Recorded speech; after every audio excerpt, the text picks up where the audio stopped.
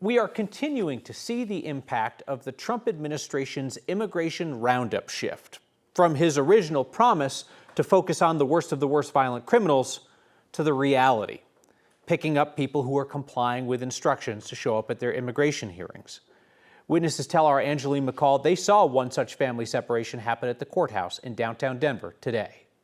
It was alarming, upsetting. At immigration court in downtown Denver, it's hard to process what they've just seen. That is what ICE is here to do, is to separate families.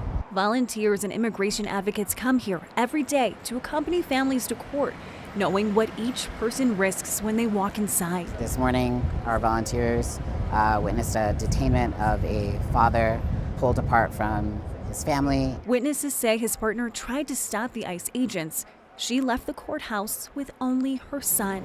It was terrifying, terrifying. Volunteer Arnie Carter was inside when ICE agents detained a father after the family's court hearing. When he came out, ICE immediately grabbed him, threw him into the women's bathroom. His partner tried to rip him away from ICE, and they grabbed her and threw her on the bathroom floor. And they kept telling the little boy, there's a security guard up there telling him that he's fine, everything's fine, he's safe. And that was the furthest thing from the truth.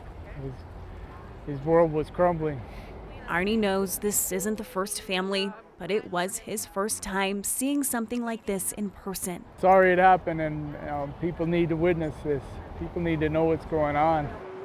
Advocates wouldn't elaborate on the kind of case this was, but say it was different than the other courthouse arrests they've seen. I know that we've never seen ICE behave like this before. Volunteers will continue to warn families of the risks, and they'll have to watch when warnings turn into reality. They were here in court trying to do things the right way, and we saw what happened.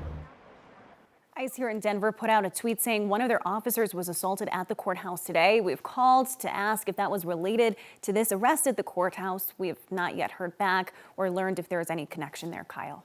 So I think, Angeline, originally there was a perception, right, that ICE was going to be going after people who are like on the run or in hiding. But in these cases, these are folks who are coming to court as directed, they're complying, and then boom, they get grabbed in the hallway.